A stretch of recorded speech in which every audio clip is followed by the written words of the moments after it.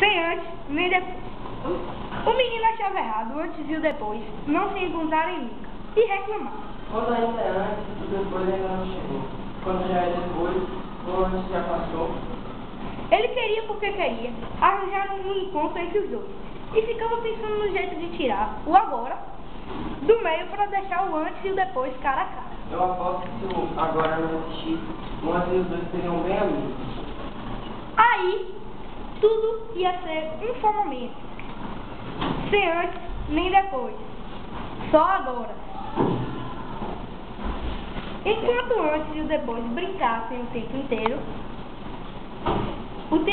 ia ser brincadeira. E durante a brincadeira, os dias iam passar. A vida ia passar brincando. Ninguém mais ia precisar tomar banho antes e arrumar o quarto depois. Enquanto procurava um jeito de juntar o antes e o depois, o menino ficava pensando nas coisas que os dois poderiam fazer juntos. Podiam brincar de esconder. O antes se escondia, o depois ia procurar. Enquanto o depois não encontrasse o antes, só ia existir o daqui para frente na vida das pessoas. Não importava o que elas tinham feito, aonde tinham ido, o que tinha acontecido. Todo mundo ia ficar sem lembrança, até o antes aparecer. E quando o antes aparecesse, trazendo de volta o passado das pessoas, era o depois que ia se esconder, deixando todo mundo sem plano, sem irei, sem farei, sem serei, sem amanhã. O antes e o depois podiam apostar corrida. E se o depois chegasse na frente, ia fazer uma grande bagunça na vida das pessoas.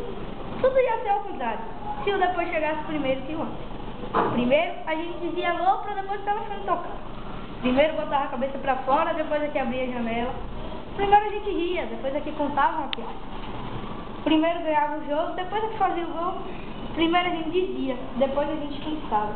Primeiro a gente chegava, depois é que a gente ia. Primeiro a gente se via, depois cheirava no espelho. Primeiro fazia prova, só depois estudava.